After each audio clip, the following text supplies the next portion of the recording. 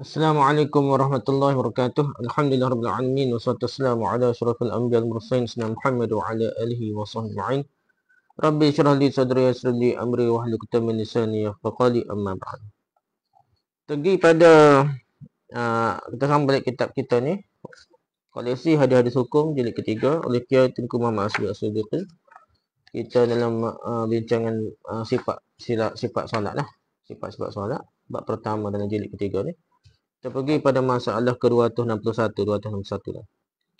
Meletakkan tangan kanan atas pergelangan tangan kiri di waktu berdiri. Meletakkan tangan kanan atas pergelangan tangan kiri di waktu berdiri. Hadis ke-228. Al-Alqamah bin Wa'il qala inna Wa'il bin Hujr ra'a an-nabiy sallallahu alaihi wasallam rafa'a yadayhi hina dakhala fi as-salah wa kabbara thumma iltahafa bi thawbihi.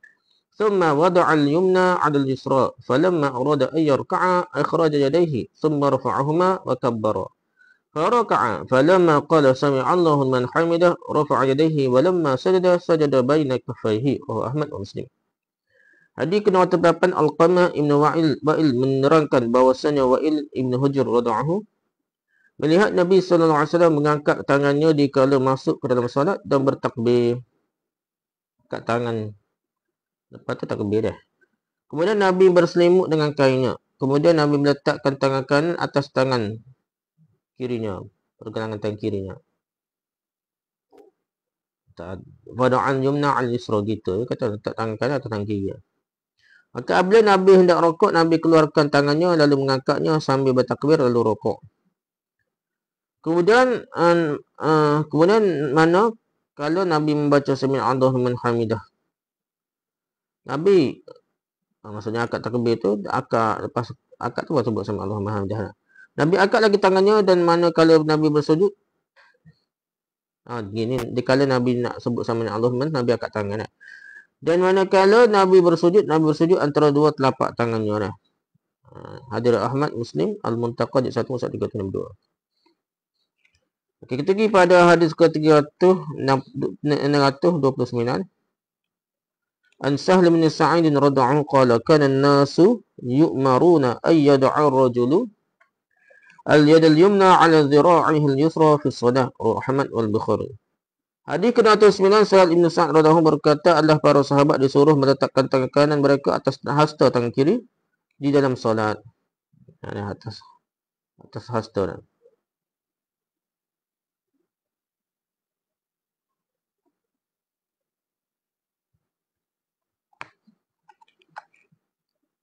Hadir Ahmad Bukhari Untaqa di 1/363. Ni tak atas hasta, tengah-tengah sini lah. Kawasan ni ada hasta ni. Okay, hadis ke-30 an Abi Uthman an-Nahdi qala inna ibn Mas'ud radhiyallahu qala yusalli fawda'a yadahu al-yusra 'ala al-yumna. Fara'ahu an-nabi sallallahu alaihi wasallam fawda'a yadahu al-yumna 'ala al-yusra. Rawahu Abu Dawud, An-Nasa'i wa Ibn Majah. Hadis ke-30 Abu Usman Al-Nahdi menerangkan bahawasanya Ibn Mas'ud solat dengan meletakkan tangan kiri beliau atas tangan kanannya. Maka dikala Nabi melihatnya, beliau merubahnya. Beliau meletakkan tangan kanan Ibn Mas'ud di atas tangan kirinya. Hadir Abu Dawud, An-Nasa'i dan Ibn Majah. Rujuk Al-Majmu' Syarh Mazhab jilid 3 mushaf 303. Di hadis ke-31 an Aisyah radhiyallahu anha qalat salasatun minan nubuwah تعجيل الإفطار وتأخير السحور ووضع اليد اليمنى على اليسرى في الصلاة. رواه سعيد بن المنصور والبيهقي. Hadis ke-31 Aisyah radhiyallahu anha berkata 3 perkara dari nubuwah dari sunnah Nabi dah. Menyegerakan berbuka puasa, mengakhirkan sahur dan meletakkan tangan kanan atas tangan kiri dalam solat. Hadis Sa'id bin Mansur dan Al-Baqi dalam Majmu' Syarh Mazhab di 3 mushaf 323. Hadis ke-32 an Ali bin Abi Talib radhiyallahu qala inna min as-sunnati wad'al kaffi fawqa al-kaffi tahta as-surah. Rawahu Ahmad wa Abu Dawud. Hadis ke-32 Ali bin Abi Talib radhiyallahu menerangkan bahawasanya di antara sunnah Rasul ialah meletakkan tangan kanan atas pergelangan tangan kiri. Ini lah, maknanya kaf ni betul-betul pergelangan ya. Fawqa al-kaffi.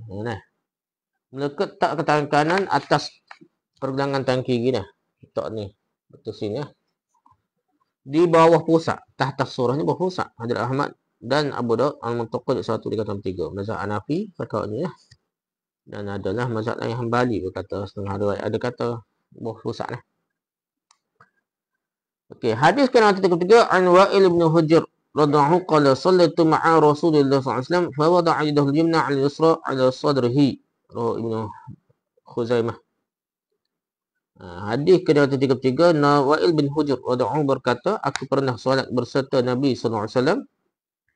Maka Nabi sallallahu alaihi wasallam meletakkan tangan kanannya atas tangan kirinya atas dada 'ala sadrihi. Hadis Ibnu Khuzaimah, al-Autor jilid kedua masuk Ibnu Khuzaimah. Ini betul-betul atas dada kata dia. Cuma ada bahalah dada setara mana ni?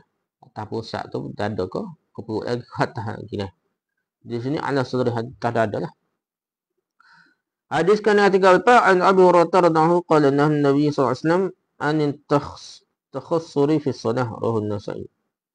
Hadis kana 34 Abu Hurairah radhiyallahu berkata Nabi sallallahu alaihi wasallam mencegah seseorang solat dengan meletakkan tangan di pinggang. Bertolak pinggang maksudnya letak tangan pinggang ni cukup pinggang kata dah. Ni tak boleh nak. Hadis Nasa'i rujuk mahalah jilid 4 usul 8. Okey, perbahasan pertama. Hadis ke-8 diriwayatkan juga oleh Nasa'i, Ibn Hibban dan Ibn Khuzaimah. Menurut riwayat At-Tabarani, Nabi meletakkan tangan kanannya atas belakang tangan kirinya. Dia dalam solat dekat pergelangan tangannya. Ini riwayat Tabarani. Menurut riwayat Ahmad yang sebuah lagi, kemudian Nabi meletakkan tangan kanannya atas tangan kirinya atas di pergelangannya dan hastanya. Tengah-tengah. Tangan ataupun lebih kurang gitu lah dah. Okey, yang ke-B, menyatakan bahawa meletakkan tangan kanan atas pergelangan tangan kiri adalah disyariatkan. Yang ke-C, hadis ke-209 menyatakan bahawa meletakkan tangan dalam solat sebagai terangkan ini wajib hukumnya. Tiap-tiap perintah pada asalnya dihukum wajib selama tak ada qarinah yang memalingkannya dari wajib pada sunat. Bukan sunat mengikut zahir hadis lah. Mazhab kita kata sunat lah tak? Jumhur kata sunat. Hadis ke-30 menurut Ibn Sayyidin Nas, segala perawinya sahih. Kata Al-Hafiz dalam Fathul Bari, sanadnya hasan. Menyatakan bahawa tangan yang di atas ialah tangan kanan dan yang tangan kiri letaknya di bawah. Bawah tangan kanan lah. Hendaklah demikian cara meletakkannya. Tak boleh sebaliknya. Tak boleh tangan kiri atas tangan kanan. Tak boleh. Diriwayatkan oleh Ahmad dan Ad-Darqutni dari Jabir. Katanya Rasulullah SAW berlalu di hadapan seorang lelaki yang sedang solat. Orang itu meletakkan tangan kirinya atas tangan kanannya, maka Nabi mengubah letak tangan orang yang sedang solat tersebut. Jadi Nabi meletakkan tangan kanan orang itu atas tangan kirinya. Yang ke F, hadis ke-31 menurut Sayuti diriwayatkan juga oleh At-Tabarani dari sahabi Abu Darda, sanadnya hasan. Yang ke D, menyatakan bahawa 3 perkara di sunnah Rasul yang ini menyegerakan berbuka puasa apabila telah diyakini masuk waktu maghrib, mengakhirkan sahur dekat waktu fajar, dekat subuh ni. Akhir dekat dengan subuh, dan meletakkan tangan kanan atas tangan kiri dalam solat. Itu sunnah Rasul. Yang ke H, hadis ke-32 diriwayatkan oleh Ahmad dan Abu Daud. Ini dalam sanadnya ada seorang perawi bernama Abdurrahman bin Ishaq Al-Kufi. Kata Abu Daud, aku mendengar Ahmad bin Hanbal melemahkan orang ini. Kata Al-Bukhari, orang ini harus disediki lebih jauh keadaannya.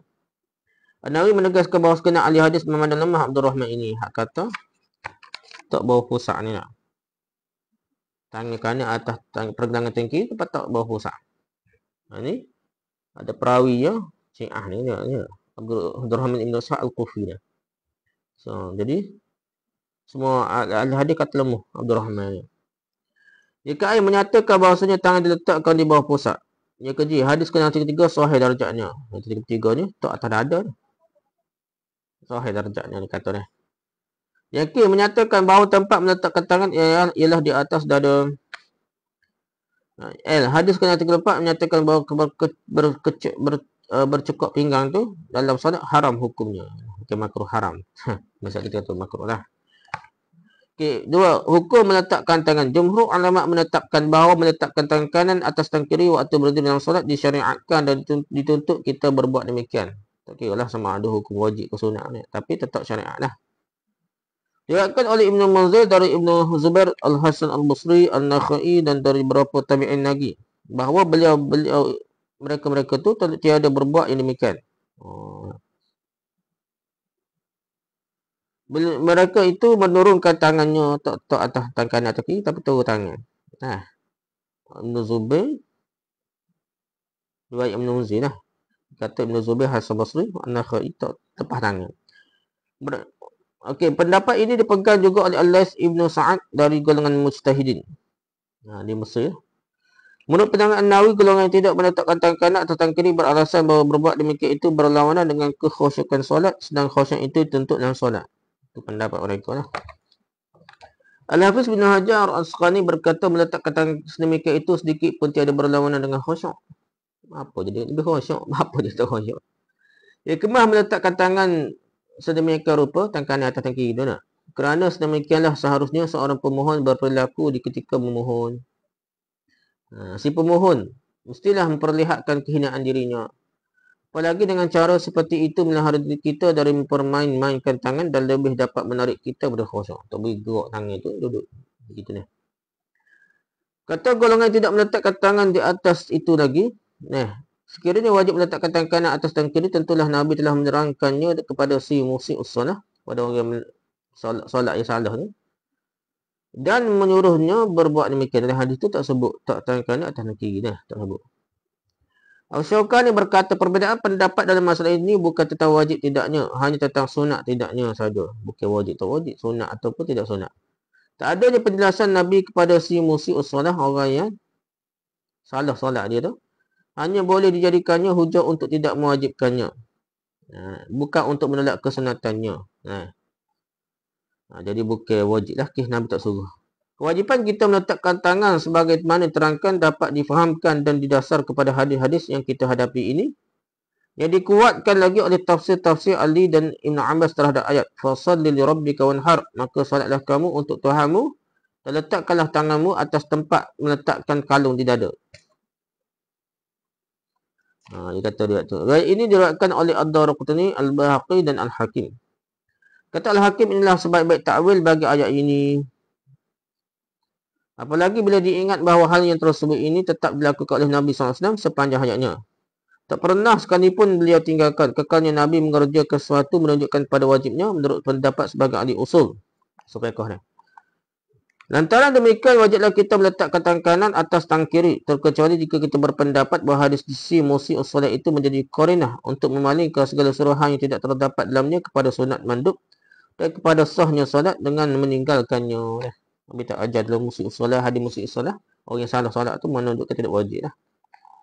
Ke tempat meletakkan tangan Abu Hanifah As-Sawri, Ishaq Ibn Rahawayh, Ishaq Al-Marwazi dari golongan Syafi'iyah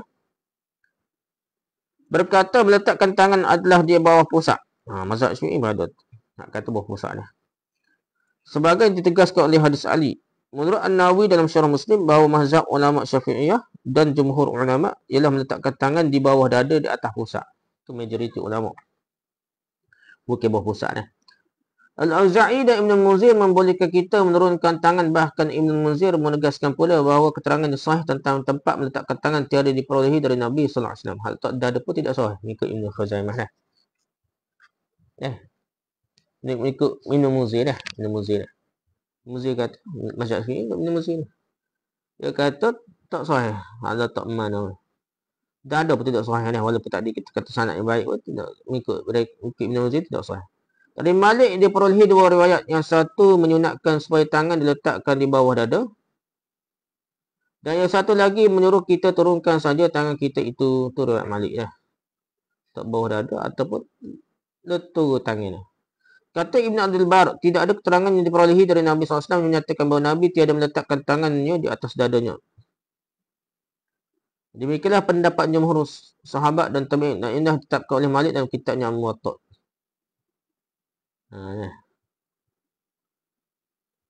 Jadi hadis kata tak ada, hadis kata lepas tangan gitu dah.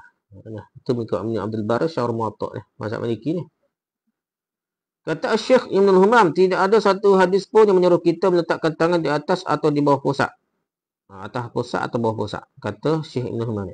Kerana ulama Hanifiyah meletakkan di bawah pusat, sedangkan ulama Syafi'iyah meletakkan di bawah dada. Bukan betul atas dada pun bawah dada dah. Ahmad membolehkan kita meletakkan tangan pada kedua tempat tersebut. Boleh berlaku Imam Ahmad. Walhasil di mana saja kita boleh meletakkannya, yang pentingnya tangan kanan atas tangan kiri, letaklah bagaimana pun tak apa. Sebagai ahli ilmu mengatakan bahawasanya hati itu tempat niat. Menurut adat, orang meletakkan tangannya di atas tempat-tempat yang sangat jaganya, termasuk hati jantung dia lah. Kerana itulah kita lihat di antara orang-orang yang solat sekarang ni ada meletakkan tangannya di bawah susu belah kiri untuk menekan jantungnya. Ada orang letak, sebahagian orang letak. Tapi tidak sabit juga dalilnya dah. Sebagai nak jaga hati kita, tapi tak kuat pun dan tak ada kaitan dah. Okay, menumpang lambung atau pinggang, cukup pinggang lah. Ibn Hazm berkata barang siapa menumpang pinggangnya di solat dan solatnya, batallah solatnya. Cukup pinggang batal solat mengikut Ibn Hazm. Dia Zahir, Zahiri. Okay, perbahasan ketiga. Ada hadis di atas diantara dan tegas menyuruh kita meletakkan tangan kanan atas belakang pergelangan tangan kiri dan meletakkannya di atas dada di ketika berdiri dalam solat sewaktu membaca Fatihah dan surah. Ada hadis tu ada kata kuat sanad dia lah. Tapi kalau detail-detail adalah kritik lagi, ulama ada kritik. Kerana itu dengan sendiri tertolaklah pendapat mereka yang tiada menyunatkan yang demikian. Sudah kita ketahui bahawa bila telah nyata merupakan sunnah Nabi, tidak boleh lagi kita berpaling kepada suatu pendapat walaupun dari siapa sahaja datangnya. Pendapat ulama Syafi'iyah tentang meletakkan tangan itu di bawah dada atas pusat berlawanan dengan dalil mereka sendiri. Hujah Imam Nawawi bawa ni hujah hak kata letak atas dada. Ditolak pendapat letak bawah pusat tu. Imam Nawawi tapi buat dalil ni. Buat dalil ni tidaklah kata kritik, kata doa kita sahih dah. Tapi hadis sebut atas dada bukan bawah pusat, atas pusat bawah dada dah. Ya. Mereka berdalil dengan hadis yang diriwayatkan oleh Ibnu Khuzaimah. Hadis ini menyatakan bertempat meletakkan tangan di atas dada tu, atas dada, bukan di bawah dada. Ulama Syafi'iyah mengatakan bahawa dikenaki dengan di atas dada ialah di bawahnya sikit, di bawah, bukan betul-betul atas dada kata. Apakah demikian maksud syarak? Betul ke? Siapa dia kata gitu dah? Jika berpegang pada zahir hadis ini, maka hendaklah kita meletakkan betul-betul di atas dada, dan jika berpegang pada pendapat Ali dan Ibn Abbas, hendaklah tangan itu letakkan di bawah tempat terletaknya kalung dekat ke leher. Kalau ikut tafsir dia lah. Ada satu tafsir tu. Dekat leher kalung. Dia baca kalung ni.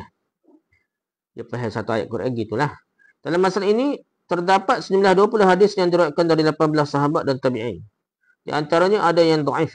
Namun setelah hadis itu kita perhatikan baik-baik, nyatalah bahawa meletakkan tangan boleh di atas dada, boleh di bawah dada, boleh di bawah pusat, boleh di atas pusat. Hal ini telah ditegaskan oleh Tirmizi, ujarnya. Sahabat-sahabat Nabi dan tabi'in semuanya meletakkan tangannya atas tangan kiri sewaktu berdiri dalam salat. Itu memang sabit dah. Sebagian mereka meletakkannya atas dada betul, sebagian yang lain atas pusat, dan sebagian lagi ni di bawah pusat. Sungguh pun penjelasan Tirmizi demikian, namun kami memilih riwayat Ibnu Khuzaimah yang menerangkan bahawa tangan diletakkan di atas dada. Tentang meletakkan tangan ditentang betul-betul atas hati jantung untuk menekan hati, tidak kami perolehi barang sesuatu nas agama yang muktabar. Bubuh ni tak ada ni. Betul-betul atas dada, atas jantung. Kanan kiri sikit dah. Kiri sikit. Tak ada dalil dah.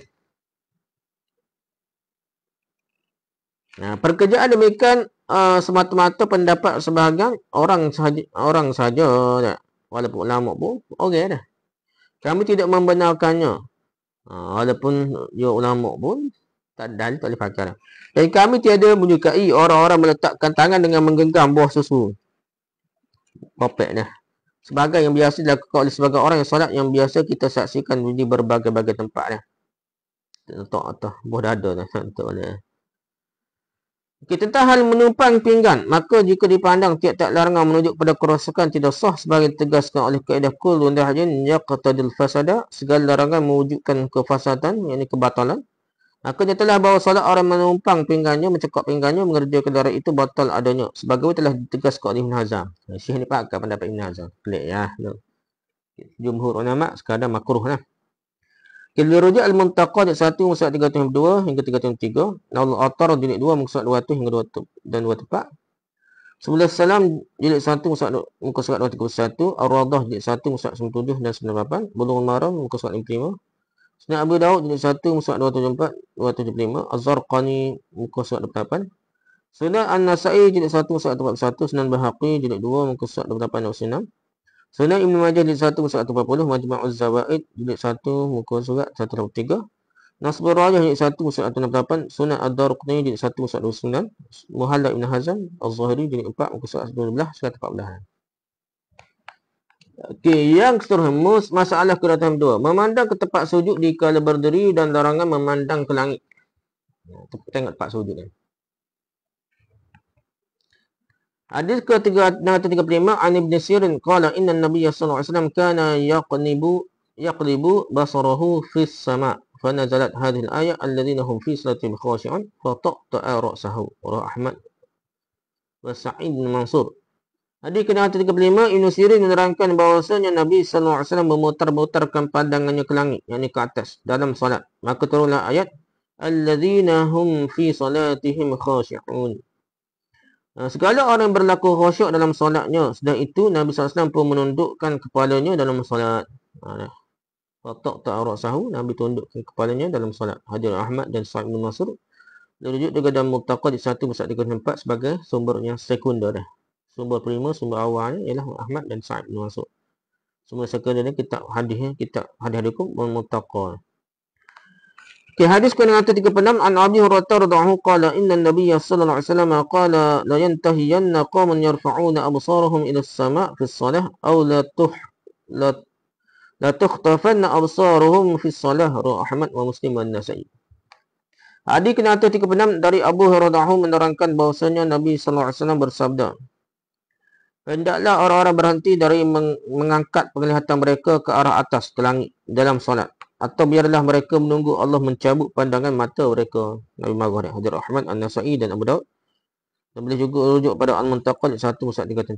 Kita ada hadis hukumnya. Hadis ke-637 an Anas bin Malik radhiyallahu anhu qala inna an-nabiy sallallahu alaihi wasallam qala ma balu aqwamin yarfa'una absarahum ila as-sama' fi salatihim fashtadda qawluhu fi dhalika hatta qala liyantahunna aw la tukhtafanna absaruhum rahul jamaah ila Muslim wa Tirmizi. Hadis ke-7 Anas bin Malik radhiyallahu anhu menerangkan bahawasanya Nabi sallallahu alaihi wasallam bersabda, mengapakah kiranya mereka mengangkat penglihatan mereka ke langit? Nabi sangat-sangat mengeraskan perkataannya itu, marah. Hingga berkata beliau, mereka hentikanlah pekerjaan itu atau mereka tunggu dicabutkan matanya. Ada jemaah selain dari Muslim dan At-Tirmizi Muntaqal 1 bisa dikatakan 5. Mata liar tengok ke langit ni Nabi marah. Tak khusyuk, tak hormat Tuhan. Hadis ke-638 an Abdullah bin Zubair radhiyallahu qala kana Rasulullah sallallahu alaihi wasallam idza jalasa fi at-tashahhud wada'a yadahu al-yumna 'ala fakhidhihi al-yumna yadahu al-yusra 'ala fakhidhihi al-yusra wa ashara bis-sababati wa lam yujawiz basaruhu isyaratahu rawahu Ahmad an-Nasa'i wa Abu Daud. Hadis ke-8 Abdullah bin Zubair radhiyallahu berkata adalah Rasulullah sallallahu alaihi wasallam apabila duduk tasyahud, duduk tahiyat, meletakkan tangan kanannya atas paha kanannya dan tangan kirinya atas paha kirinya. Beliau mengisyaratkan dengan telunjuknya sedang pandangannya menetap ke tempat isyarat itu. Hadis Ahmad, An-Nasa'i dan Abu Daud rujuk Muntaqal 1/105. Jadi sini tahiyat akhir, tahiyat awal tangan takat dan Nabi tengok di tangan dia, di jari, di tangan dia, tidak tengok lain dia. Bukan tempat sujud, tengok di tangan dia. Pertama, perbahasan pertama. Hadis ke-635 diriwayatkan oleh Ahmad dalam kitab An-Nasikh wan Mansukh dan oleh Sa'id bin Mansur dalam sunannya dengan tambahan dan adalah mereka tiada menyukai seorang mengarahkan pandangannya keluar batas musallanya. Luar lebih daripada masjid dia lah. Luar ke mana. Hadis ini mursal kerana Ibn Sirin adalah seorang tabi'in. Tidak pernah berjumpa dengan Nabi, bukan sahabat tabi'in. Perawi-perawi hadis ini sejak dari Ibn Sirin sampai kepada Ahmad adalah orang-orang thiqah yang kepercayaan. Dan pada itu hadis ini diriwayatkan juga oleh Al-Hakim dalam Mustadrak dengan sanad yang mausul yang bersambung, iaitu Ibn Sirin menerima hadis ini dari Abu Hurairah yang menerimanya dari Nabi. Dan sanad hadis ini menurut syarat Bukhari dan Muslim. Yang ke-B, menyatakan bahawa hendaklah dalam solat kita menundukkan kepala melihat ke tempat sujud. Kita tengok ke atas. Yang ketiga, hadis ke-636 menyatakan bahawa Rasul mengancam orang-orang yang memandang ke arah langit dalam solatnya bahawa mata mereka akan dicabutkan. Yang kedua, hadis ke-637 menyatakan bahawa Nabi sangat mencela orang yang bersolat mengarahkannya pandangannya ke langit, tengok ke atas, ke langit. Tengok ke atas tu Nabi marah sangat. Yang ke hadis ke-38 diriwayatkan juga oleh Ibn Hibban dalam Sahih Ibn Hibban dan pokok dari hadis ini terdapat di Sahih Muslim. F. Menyatakan bahawa para musalli, orang yang solat ni, disuruh memandang ke tempat sujud, jangan melihat keluar dari batas tempat sujud atau ke kiri dan ke kanan, serta menyatakan pula bahawa mengarahkan pandangan ke atas dalam solat haram hukumnya. Secara mana atas ni bah lah. Ada kata lepas tempat sujud. Ada kata ke atas tu bukan atas ke depan panggil, atas ni ke langit. Juga menunjukkan pada disyariatkan kita memandang telunjuk di kala bertasyahud. Masa tasyahud tu, tangan kita tengok ni. Kita tengok tempat tangan kita masa kita tasyahud akhir. Ayat awal apa? Nah. Memandang telunjuk di kala bertasyahud, jangan memandang ke muka. Bukan tengok depan tempat sujud, nak tengok di jari dia.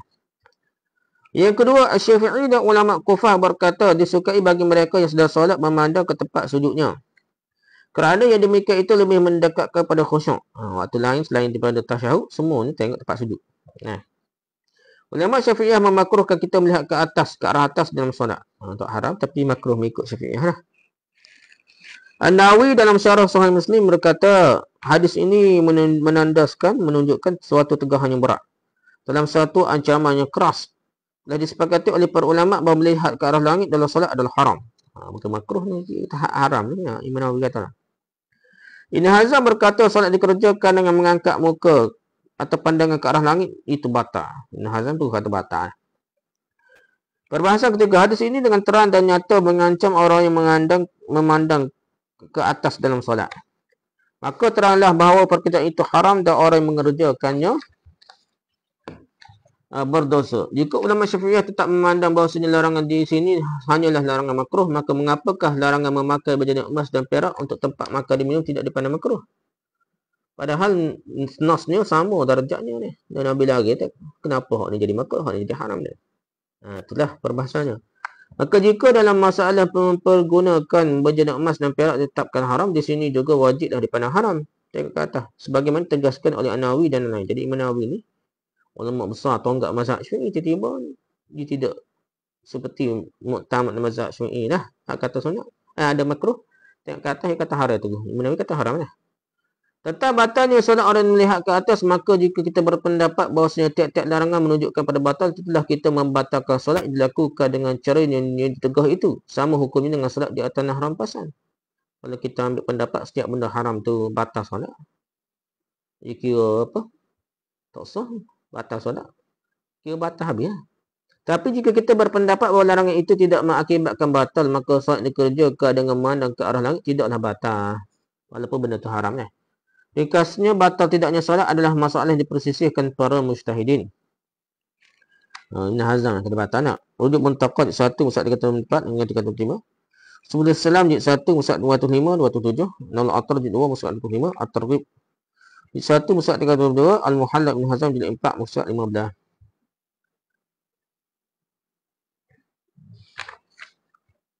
Mungkin lagi ke tak? Sikit lagi dah. Masalah ke-263, membaca zikir iftitah antara takbir atau ihram dengan Fatihah. Ada doa iftitah, ada zikir iftitah. Pembuka solat ni. Hadis ke-639, hadis ke-639 an Abi Hurairah radhiyallahu qala inna Rasulullah sallallahu alaihi wasallam idza kabbara fi shalah sakata hunayhatan qabla al-qira'ati faqultu ya Rasulullah bi abi anta wa ummi ara'aita suqutaka baina at-takbir wal qira'ati ma taqul qala aqulu Allahumma ba'id baini wa baina khataayaya kama ba'adta baina al-masyriqi wal maghribi Allahumma naqqini min khataayaya kama yunqqa ath-thawb al-abyadu min ad-danas Allahumma ghsilni min khataayaya bil ma'i was salji wal barad rahul jamaah ila Tirmizi. Hadis ke-39 Abu Hurairah menerangkan bahwasanya Rasulullah SAW apabila telah membaca takbiratul ihram berdiam sejurus selamanya sebelum beliau membaca Fatihah. Maka pada suatu ketika aku bertanya Rasulullah demi ayahku dan ibuku, apakah gerangan yang Tuan baca di kala Tuan berdiri di antara takbir dengan Fatihah itu? Nabi SAW menjawab, di kala saya berdiam itu saya membaca Allahumma ba'id baini وبين خطاياي كما بعدت بين المشرق والمغرب اللهم نقني من خطاياي كما ينقى الثوب الأبيض من الدنس كما ينقى الثوب الأبيض من الدنس اللهم اغسلني من خطاياي بالماء والثلج والبرد. Ya Allah, ya Tuhanku, jauhkanlah akan aku dari berbagai rupa kesalahan seperti engkau telah menjauhkan masyrik dari maghrib, barat dan timur lah dia. Ya Allah, sucikanlah aku daripada kesalahan-kesalahanku sebagaimana dibersihkannya tekai putih dari daki dan kotoran. Ya Allah, basuhkanlah aku dari segenap kesalahanku dengan air dengan salji dan dengan air embunnya. Hadirat jemaah. Terkosong At-Tirmizi Muntaqad 1 Musnad 366. Itu antara bacaan. Itu katakan lah. Yang baca sama dan hak ni sah dah hadis ni. Kuat juga lah dah. Allahumma baini wa baina khataayaya kama ba'adta baina al-masyriq wal maghribi.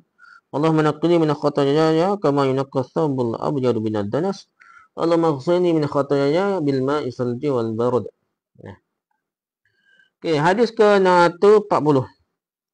أن علي بن أبي طالب رضعه قال كان النبي صلى الله عليه وسلم إذا قام إلى الصلاة قال وجهت وجهي للذي فطر السماوات والأرض حنيفا مسلم وما أنا من المشركين إن صلاتي ونسكي ومحياي ومماتي لله رب العالمين لا شريك له وبذلك أمرت وأنا من المسلمين اللهم أنت الملك لا إله إلا أنت ربي وأنا عبدك ظلمت نفسي واعترفت بذنبي فاغفر لي ذنوبي جميعا لا يغفر الذنوب إلا أنت واهدني لأحسن الأخلاق لا يهدي إلى أحسنها إلا أنت أصرف عني سيئها لا يصرف عني سيئها إلا أنت لبيك وسعديك والخير كله في يديك والشر ليس إليك أنا بك وإليك تباركت وتعاليت أستغفرك وأتوب إليك. Riwayat Ahmad wa Muslim dan Tirmizi. Ini hadis kuat juga dah.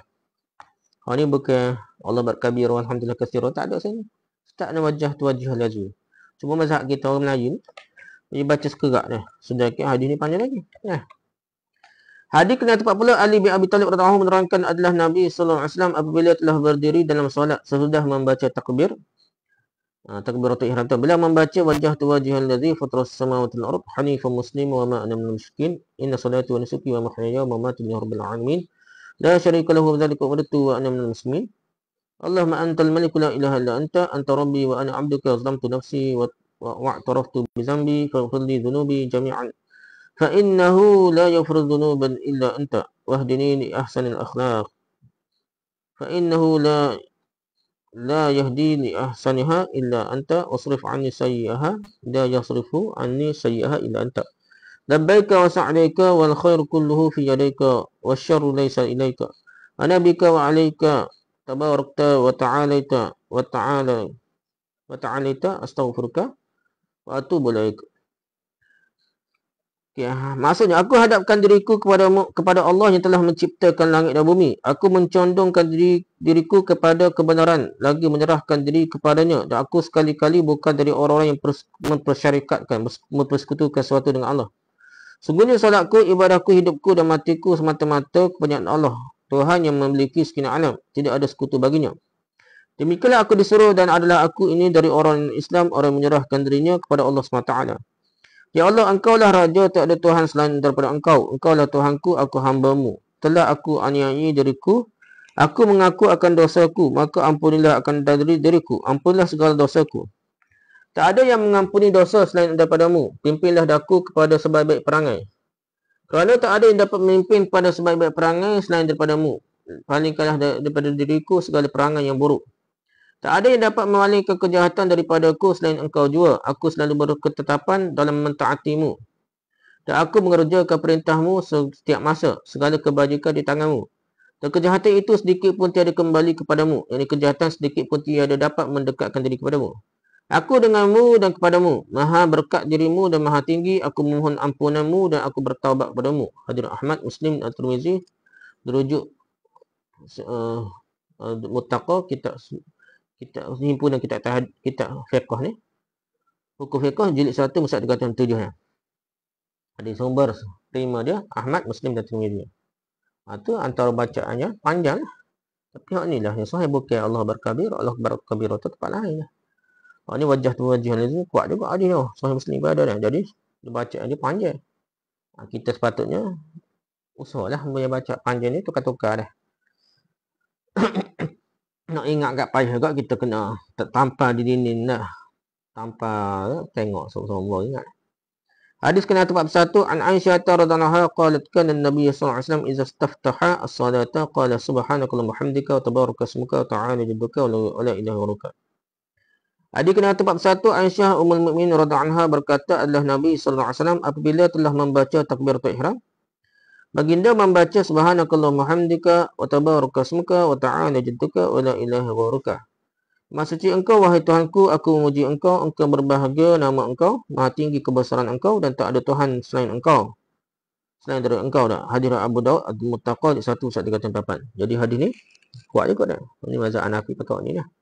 Subhanakallahumma hamdika wa tabaraka ismuka wa ta'ala jadduka wa la ilaha ghairuka. Ini antara je pendek. Baca doa iftitah walaupun nak cepat. Tarawih apa setengah cepat. Jangan tinggal tunggu. Cari dah doa iftitah yang pendek.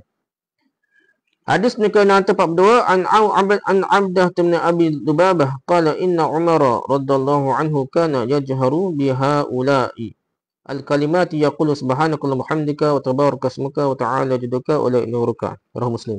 Kuat ni hadis riwayat Muslim. Hadis kena 42 adalah Abdah bin Abi Lubabah menerangkan bahawasanya Umar bin Khattab pernah menjaharkan mengeraskan pembacaan antara takbir dan al-Fatihah. Bila ucapkan subhanakallahumma hamdika wa tabaraka ismuka wa ta'ala jadduka wa la ilaha ghairaka. Hadis Muslim Al-Muttafaq 170. Jadi ada doa-doa ni kita baca deras supaya rakyat boleh belajar dah, makmum boleh belajar, tapi jangan berterusan dah. Kadang-kadang saja supaya orang tahu ada bacaan antara takbir wa ihram dengan surah Fatihah dah. Ini antara yang pendek yang kita boleh apalah. Subhanakallahumma hamdika wa tabaraka ismuka wa ta'ala jadduka wa la ilaha ghairaka. Nak cepat setengah mana bacalah doa iftitah yang pendek ni. Hadis kena 43 anil Aswad qala kana Umar radhiyallahu anhu idza iftataha as-salah qala subhanakallahumma hamdika wa tabaraka ismuka wa ta'ala jadduka wa la ilaha ghairaka yusmi'una dzalika wa yu'allimuna. Rawahu Daraqutni. Hadis kena 43 Al-Aswad berkata adalah Umar radhiyallahu anhu apabila telah membaca takbiratul ihram bila membaca subhanakallahumma wa tabaraka ismuka wa ta'ala jadduka wa la ilaha ghairaka. Banyak riwayat ni. Kami mendengar ucapan itu maksudnya untuk mengajarkannya pada kami. Hadis Daraqutni rujuk Al-Muttaqal 1:370. Sebab itu tak pelik lah ada setengah nama tak Hanafi masalah kata hadis yang paling kuat yang ni. Kita tekan bacaan subhanakallahumma hamdika wa tabaraka ismuka wa ta'ala jadduka wa la ilaha ghairaka ni banyak riwayat dia. Ada kata hadis wajah tu wajah lazim, ada kata lain dah. Tapi hak tu sahih belaka lah, kuat jugalah. Allahu akbar kabir walhamdulillah katsira wa subhanallah berkata wa asila ada juga riwayat dah. Setakat tu lah riwayat tu. Kuat setengah mana wallahu a'lam, saya rasa kuat juga wallahu a'lam dah. Jadi kalau kita baca sekat tu saja. Kalau kita nak baca wajah tu wajah ni molek yang panjang tu dah. Tapi letih lah nak apa nak baca nak. Okay, perbahasan pertama hadis kena 39 menyatakan bahawa Nabi membaca zikir tawajjuh antara takbiratul ihram dengan al-Fatihah. Wajah tu wajah lazim. Tapi nak 39 ni hadis ni baca Allah ba'id baini wa baina khataaya. Gitulah faham dia lah. Macam orang baca doa jenazah lebih gitu lah, tapi baca untuk diri sendiri lah. Yang kedua, hadis kena 40 diriwayatkan oleh Muslim dalam bab sifat solat Nabi dan dalam doa Nabi pada solat malam. At-Tirmizi. Jadi hak ni wajah tu wajah lazim ni 40 ni lebih pada solat malam dah. Panjang ni. At-Tirmizi beratkannya dalam bab pembacaan Nabi dikala beliau bangun dari tidur di malam hari untuk solat malam. Tu riwayat Tirmizi. At-Tirmizi berkata hadis ni diriwayatkan dari banyak jalan selain dari jalan ini, iaitu dari jalan Ibn Abbas dan lain. Dalam satu riwayat Muslim Nabi membaca wa ana awwalul muslimin. Riwayat Muslim wa ana awwalul muslimin. Riwayat ni wa ana minal muslimin. Dah. Wajah tu wajah ni fatrus samata hanifah muslim wa ma ana minal musyrikin. Wa ma ana musyrikin sini. Dah. Tapi ada riwayat lain riwayat Muslim wa ana awwalul muslimin. Dua-dua boleh bacalah dah. Dan aku orang mula-mula menyerahkan diri kepada Allah untuk kepentingan agamanya wa ana awwalul muslimin. Serupa ayat Quran lah ni. Demikian juga dengan riwayat Abu Daud. Menurut riwayat Tabawi dan Bahaqi, Nabi membaca doa tawajjuh dalam solat fardu dah. Wajah tu wajah lazim baca solat fardu. Oh ni solat malam kata riwayat ni. Riwayat Muslim tu sebut solat malam dah. Riwayat Tabari dan Al-Bahaqi dia kata solat fardu juga bacanya. Nanti yang mesti menyatakan bahawa Nabi membaca zikir tawajuh ini antara takbiratul ihram dan al-Fatihah dalam solat malam. Menurut riwayat Muslim dan dalam solat maktubah, solat fardu menurut riwayat Ad-Tabrani. Zikir tawajuh ni wajah tu wajah lazi itu baca solat malam lah. Riwayat Muslim. Riwayat Tabrani solat fardu lah gitulah. Yang kedua hadis kena 41 menurut Abu Daud ma'lul. 41 baca kan? Ada subhanakallahumma hamdika wa tabaraka ismuka wa ta'ala wa luruka. Dia kata ma'lul hadis ni ada penyakit. Menurut Abu Daud ma'lul ada penyakit. Dan hadis ini hanya diriwayatkan oleh Talq bin Ibn Ghinam dari Abdul Salam bin Harb. Juga diriwayatkan oleh Daraqutni dan Ibn Munzir dan Abdullah bin Mas'ud. Menurut Syamsul Haq dalam At-Ta'liqul Mughni bahawa hadis ini diriwayatkan juga oleh Abu Daud, At-Tirmizi dan Ibn Majah dari jalan Harithah Ibn Rijal, dari Amrah dari Aisyah, ada jalur riwayat lain. Kata Tirmizi hadis ini perolehannya dari satu jalan saja, sedangkan Harithah ini diragukan keadaannya. Al-Hakim merakannya dalam Al-Mustadrak.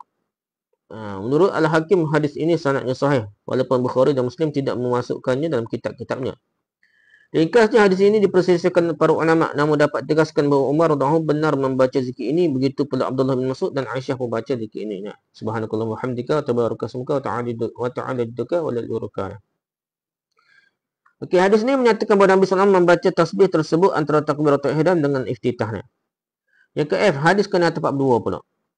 Hadis 42 baca yang sani juga. Menurut Daraqutni hadis ini mauquf pada Umar, bukan kata-kata Nabi tapi kata-kata Umar lah. Dan Hakim berkata ucapan ini benar-benar diucapkan Umar. Betul ni sahih. Umar kata ucap. Juga hadis ini diriwayatkan oleh Ibnu Khuzaimah juga. Tu begitulah. Hadis ini menyatakan bahawa Umar membaca tasbih ini sebagai doa iftitahnya. Subhanakallahumma hamdika wa tabaraka ismuka wa ta'ala jadduka wa luruka. Jadi kuat mauquf walaupun hadis mauquf pada Umar. Yang ke hadis kena bab 3 yang diriwayatkan oleh Daraqutni ini sahih dan perawi-perawinya kepercayaan thiqah seperti ditegaskan oleh Syamsul Haq. Riwayat Daraqutni ni menyatakan bahawa kita disukai membaca tasbih tersebut antara takbiratul ihram dengan Fatihah. Subhanakallahumma hamdika wa tabaraka ismuka wa ta'ala jadduka wa la ilaha illa anta. Jadi kuat di sini banyak jalur riwayat lain lah. Tapi lafaznya sama ucapannya. Perbahasan kedua, jumhur ulama berkata zikir iftitah adalah salah satu bacaan yang disunatkan kita membacanya dalam solat, bukan wajib sunat. Malik bin Anas berkata, tiadalah disukai kita membaca zikir iftitah antara takbir dan al-Fatihah kerana mengingatkan hadis Allah Nabi SAW, Abu Bakar dan Umar memulai salat dengan alhamdulillah. Bismillah pada alhamdulillah teguh. Jadi kata tak ada bacaan lain lah. Senyap sajalah. Asy-Syafi'i dan Ibn Munzir menyunatkan kita membaca untuk zikir iftitah, zikir tawajuh yang diriwayatkan oleh Ali radhiyallahu. Dari Ali mana? Tadilah wajah hak panjang, wajah lazim. Abu Hanifah dan Ahmad menyunatkan kita membaca tasbih iftitah ini. Ahmad berkata saya berpendapat bahawa zikir yang lebih baik untuk iftitah ialah subhanakallahumma hamdika wa tabaraka ismuka saja. Tapi jika seorang membaca yang selainnya, saya tidak pandang salah lah, boleh berlaku. Tak pandang salah. Dan tidak disukai imam menjaharkan zikir iftitah itu. Apabila lupa kita membacanya dan teringat sudah membaca Fatihah, tiada dituntut lagi membacanya lagi. Lepas dia lah. Dia hanyalah iftitah saja. At-Tirmizi berkata, kebanyakan ahli ilmu dari golongan tabi'in dan lainnya menyukai zikir subhanakallahumma wa tabaraka ismuka tadi lah. Banyak ke ulama pakai ni. Ditegaskan oleh Majduddin Ibn Taymiyah bahawa pilihan sahabat-sahabat itu menegaskan keutamaan zikir subhanakallahumma hamdika wa tabaraka ismuka. Umar telah menjaharkan pembacaannya di hadapan para sahabat untuk menjadi pelajaran bagi para pendengar yang mengikutinya. Padahal menurut sunnah bacaan iftitah dibaca dengan suara rendah, diisrarkan baca sir. Tapi sekali itu nak suruh makmum tahu belajar dia pun jahat. Asal-asalnya diisrarkan, tidak dijaharkan. Tidak dikuatkan bacaan. Perbuatan Umar ini memberi pengertian bahawa zikir inilah yang utama kita baca lah. Umar banyak-banyak fikir tahu dia baca ni. Dan zikir ini pula yang sering Nabi ucapkan. Bukan Allah Akbar kabiru ke wajah. Ini lebih keren. Daripada itu, jika seorang membaca yang selainnya tidak dapat juga kita mengatakan tidak baik kerana mengingatkan hadis Abu Hurairah dan Ibnu Abbas yang kedua-duanya itu sahih sanadnya. Dikilai pun sahih lah. Ya. Ibnu Qayyim berkata doa tawajjuh menurut hadis Nabi membacanya dalam solat malam. Ada riwayat kata solat malam dia baca wajah tu wajah sini. Asy-Syafi'i bersendiri dan Ibnu Hibban menegaskan bahawa Nabi membaca zikir wajah tu dalam solat fardu. Ibnu Syafi'i kata. Ibnu Ahmad memilih subhanakallahumma hamdika wa tabaraka ismuka adalah kerana berapa sebab. Pertama, kerana zikir itulah yang dijahar qa'lima, dibaca kuat oleh imam. Walaupun hadis tu Nabi tak kata, tapi orang kata pun kuat ni rumah ni. Mauquf bi hukmi marfu' ni. Mungkin dengar sungguh Nabi baca ni. Yang kedua, kerana zikir itu utama bacaan sesudah Al-Quran. Utama bacaan sesudah Al-Quran ialah subhanallah walhamdulillah wa la ilaha illallah wallahu akbar. Bacaan-bacaan ini terdapatlah zikir subhanakallah hamdika wa tabaraka ismuka tu hampir maknanya sama yang dijaharkan oleh umat tersebut. Yang ketiga, kerana zikir ini mengandung pujian kepada Allah SWT, kebanyakan zikir yang lain Nabi membaca dalam solat malam. Kerana orang baca wajah tu kerap kali membaca separuhnya saja, yakni hingga wa ana minal muslimin sekeratlah. Baca lagi panjang sangat. Maulid oleh sebab itu kata maulid baca malam ni zikir ni. Main fardu juga lama dah makmum dengan tunggu takliman dah. Dan zikir tasbih ini dapat dilahafaz dengan segera dan dibaca dengan sempurna lah. Subhanakallah hamdika tabaraka ismuka berbanding dengan wajah tu hak panjang dia lah. Wajah tu wajah lagi tu panjang lagi. Asy-Syafi'i berkata hadis yang paling sahih dalam bab ini ialah hadis Abu Hurairah dan Ali. Maka tentulah yang afdal kita membacanya ialah zikir-zikir yang dikandung oleh hadis-hadis itu. Jangan baca lain, baca hak Nabi ajar lah.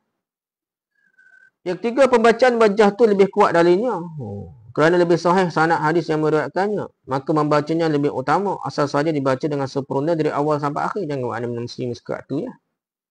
Macam orang mazhab Syafi'i dan orang Melayu. Demikianlah kalau kita hanya melihat pada nilai sanad hadis saja dah. Tetapi bila kita melihat pada keutamaan lafaz, maka subhanakallahumma wa tabaraka ismuka itulah yang lebih utama. Lafaz inilah yang diucapkan oleh sahabat-sahabat besar. Bukan sahabat kecil, sahabat besar Umar. Dan dia pula lah yang banyak dibaca oleh para salah yang soleh. Muhammad salah ni Muhammad baca ni. Subhanakallah muhamdika tabaraka ismuka dah. Bukan baca Allah berkabira ke wajah tu. Bukan tu baca macam ni. Apalagi mengingatkan keterangan yang menegaskan bahawa Nabi membaca wajah tu dalam solat malam. Riwayat tu ada sebut. Ada hak sahih Muslim sebut solat malam dah. Wajah tu wajah lagi. Sebagai yang ditegaskan oleh Muslim dalam kitab sahihnya dah. Sungguh cukup banyak rupa-rupa bacaan Nabi untuk zikir iftitah. Maka sudah seyogianya kita lafazkan zikir-zikir itu agar kita dapat mengikuti sunnah dengan sempurna. Baca hak Nabi ajar lah. Dapat kita pilih salah satunya untuk dibaca mengingat keadaan dan masa. Tengok. Kalau nak cepat, baca hak pendek. Kalau boleh panjang, bacalah panjang.